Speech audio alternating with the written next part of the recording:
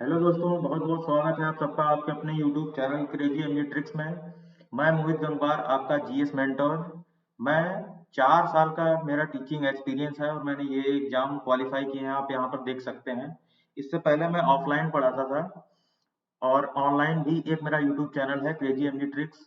और ये इससे पहले अभी तक मैं कभी लाइव नहीं आया था और ये पहला मेरा सेशन है जिसमें मैं लाइव आ रहा हूँ। यहाँ पर आप देख सकते हैं और मेरा ये टीचिंग एक्सपीरियंस है और मैंने ये एग्जाम क्वालिफाई किए हैं, आप देख सकते हैं। और मैं मेरे द्वारा पढ़ाए गए स्टूडेंट ये देखिए यहाँ पर एसएससी यूपी ट्रिपल एससी और बहुत सारे एग्जाम्स में क्वालिफाई किए हुए हैं। डेली फ्री क्लासेस मेरी यूट्यूब पर होती हैं। हिस्ट्री, ज्योग्राफी, पॉलिटी, साइंस और ऑल कॉम्पिटिटिव एग्जाम्स के लिए मेरी ये क्लासेस होती हैं। आप यहाँ पर आकर अपनी अपनी पढ़ाई जारी रख सकते हैं और ये सभी कॉम्पिटिटिव एग्जाम्स के लिए ये सभी सेशंस फ्री होंगे। यहाँ पर देखिए, ये सभी सेशंस आपके लिए फ्री होंगे।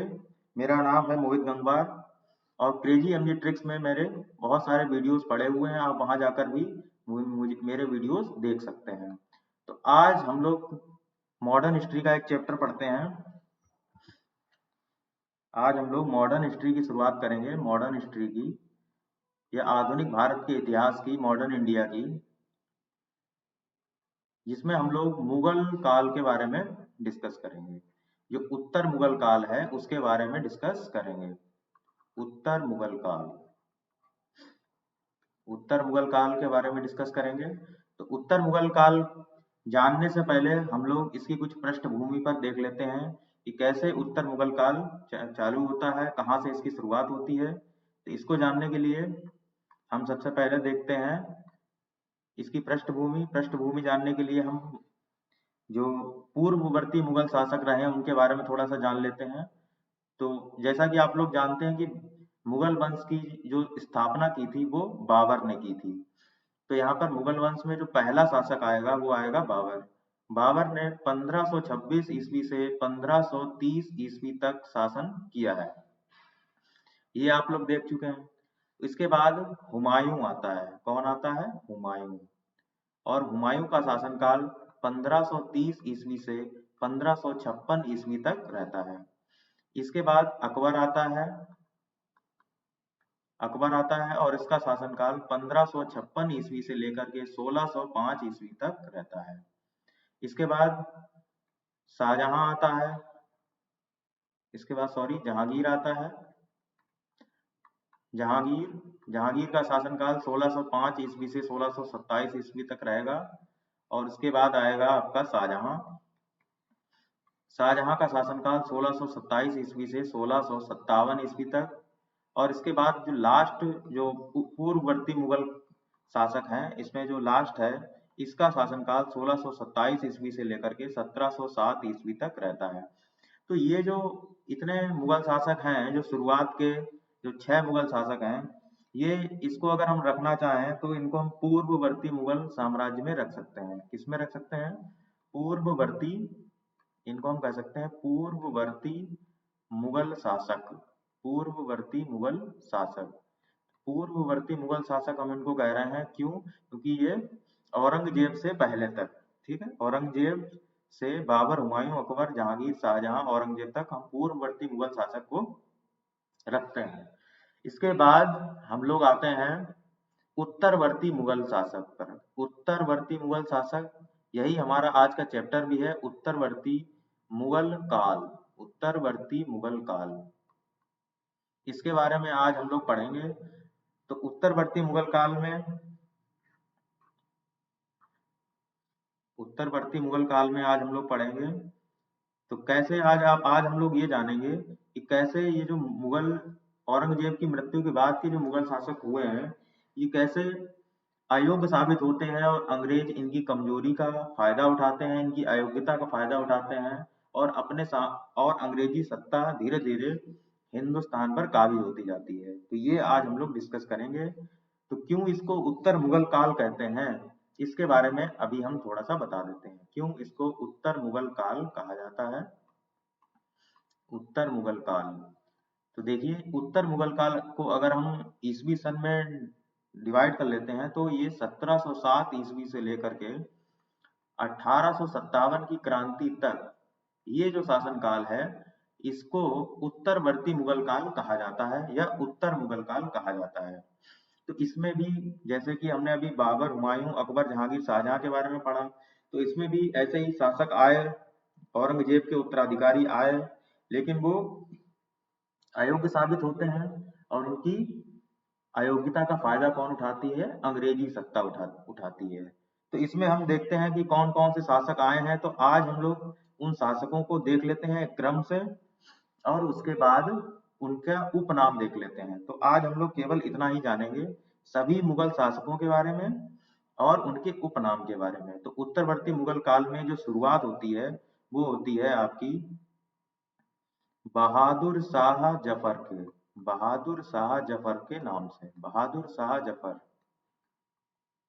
बहादुर शाह प्रथम, बहादुर शाह फर्स्ट आता है सबसे पहले। इसके बाद आता है आपका जहांदार शाह। क्या आता है? जहांदार शाह। इसके बाद तीसरे नंबर पे आता है फर्रुख सियर। क्या आता है? फर्रुख सियर।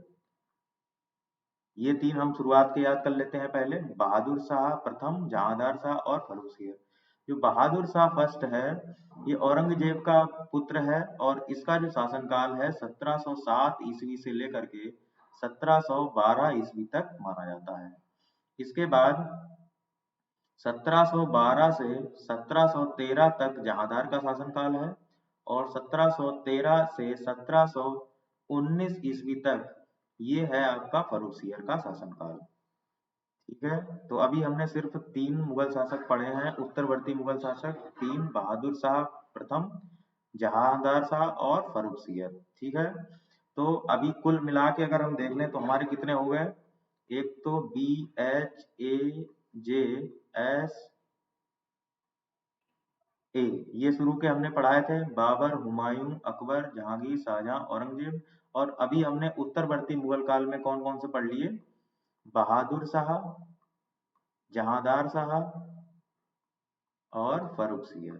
ये तीन अभी हमने पढ़ लिए हैं। ठीक है, तो यहाँ पर तीन ये हो गए और पहले के ये थे। अब हम लोग आगे डिस्कस करेंगे फर्रुख सियर के बाद का। तो फर्रुख सियर के बाद का जान लेते हैं। फर्रुख सियर के बाद आता है आपका रफीउद्दर्जात और रफीउद्दौला।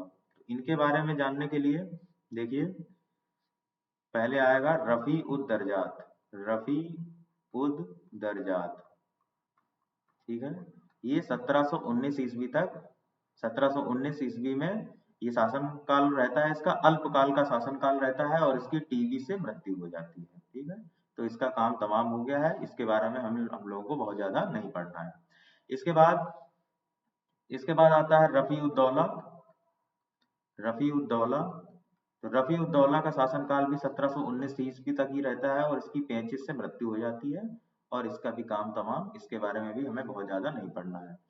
ध्यान रखेंगे कि जो यहाँ से फर्रुख सियर है और ये जो फर्रुख सियर है, फर्रुख सियर से लेकर के ये जो रफीउद्दर्जात और रफीउद्दौला, ये तीन हो गए। इसके बाद जो हम लोगों को पढ़ना है वो है मोहम्मद शाह। मोहम्मद शाह, इसका शासनकाल रहता है आपका 1719 से लेकर के 1748 ईस्वी तक, 1748 ईस्वी तक। ठीक है, तो ये शुरू के चार और हो गए हमारे, फर्रुख सियर, रफीउद्दर्जात, रफीउद्दौला और मोहम्मद शाह। मोहम्मद शाह को रंगीला बादशाह भी कहा जाता है, यहाँ पर देख लीजिए ये लिखा हुआ है रंगीला बादशाह। इसके बाद हम लोग पढ़ेंगे मोहम्मद शाह के बाद कौन उत्तरवर्ती मुगल शासक कौन है? अहमद शाह। इसके बाद कौन आएगा? अहमद शाह। अहमद शाह, अहमद शाह का शासनकाल 1748 ईस्वी से लेकर के 1754 ईस्वी तक रहता है। ठीक है, इसके बाद हम लोग पढ़ेंगे मोहम्मद शाह, अहमद शाह। इसके बाद तो चार उत्तरवर्ती बिल्कुल लास्ट के जो रहेंगे उनका नाम रहेगा एक आलमगीर द्वितीय। क्या नाम रहेगा? आलमगीर द्वितीय। इसके बाद आएगा शाह आलम द्वितीय। इसके बाद अकबर द्वितीय और बिल्कुल लास्ट में आपने 1857 की क्रांति पढ़ी होगी, वहां पर एक बिल्कुल लास्ट में जो एक नाम मात्र का शासक रहता है, अंग्रेजों का पेंशनर रहता है, उसका नाम होता है बहादुर शाह जफर। तो ये बिल्कुल लास्ट में आपका शासन करेगा। तो बहादुर शाह जफर या द्वितीय बिल्कुल लास्ट में रहेगा। तो बहादुर शाह जफर अंतिम मुगल शासक है, जिसका शासनकाल रहेगा 1837 से लेकर के 1857 ईस्वी तक। तो ये अभी हम लोगों ने सारे पढ़ लिए हैं। अब हम एक एक करके इनका उपनाम जान लेते हैं, और आज के लिए हम इतना ही रखेंगे। तो देख लेते हैं जो महत्वपूर्ण नाम है, इनके जो उपनाम है, खासकर उत्तर प्रदेश पीसीएस के एग्जाम में इनके उपनाम से संबंधित प्रश्न पूछे गए हैं। यहाँ पर हम देख लेते हैं सभी के उपनाम। तो सबसे पहले देख लेते हैं बहादुर शाह प्रथम को क्या कहा जाता है। तो बहादुर शाह प्रथम को कहा जाता है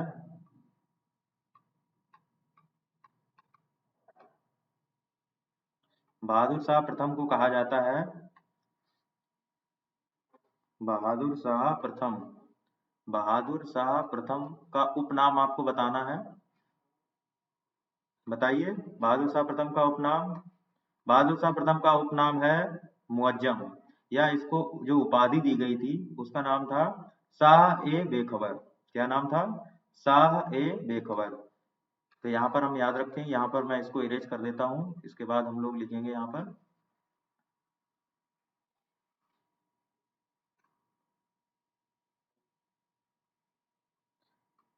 शाह ए बेखबर। इसका नाम हो गया आपका बहादुर शाह फर्स्ट का। तो बहादुर शाह फर्स्ट का नाम हो गया शाह ए बेखबर। शाह ए बेखबर। ठीक है। सभी उत्तरवर्ती मुगल शासकों के उपनाम हमें नहीं याद रखने हैं, लेकिन जो महत्वपूर्ण है, जो पूछे जाते हैं, उनसे संबंधित जरूर हम इन लोगों के उपनाम देख लेंगे। इसके बाद जहांदार शाह आता है। जहांदार शाह का उपनाम आपको बताना है। जहांदार शाह को लंपट मूर्ख कहा जाता है। क्या कहा जाता है? लंपट मूर्ख। इसके बाद जो आता है फर्रुख सियर। फर्रुख सियर, इसका उपनाम आपको बताना है। तो फर्रुख सियर, इसको घृणित कायर कहा जाता है। क्या कहा जाता है? घृणित कायर। घृणित कायर।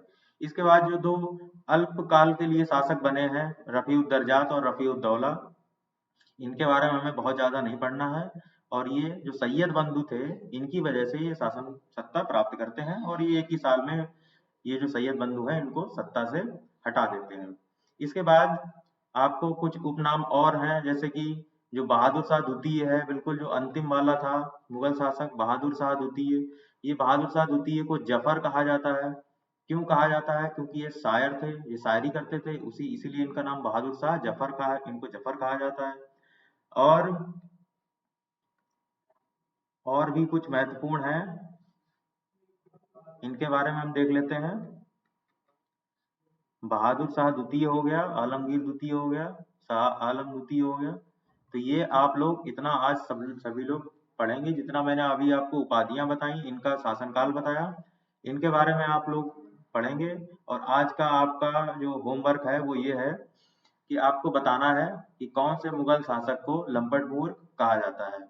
इसके अलावा आप सभी को सुमेलित करेंगे। एक तरफ आप लिखेंगे सभी उत्तरवर्ती मुगल शासक, और इधर दाहिने साइड में आप रखेंगे उनका शासनकाल। तो आज के लिए बस इतना ही। मिलते हैं अगले सेशन में, तब तक के लिए जय हिंद, जय भारत। कंट्रोल ई।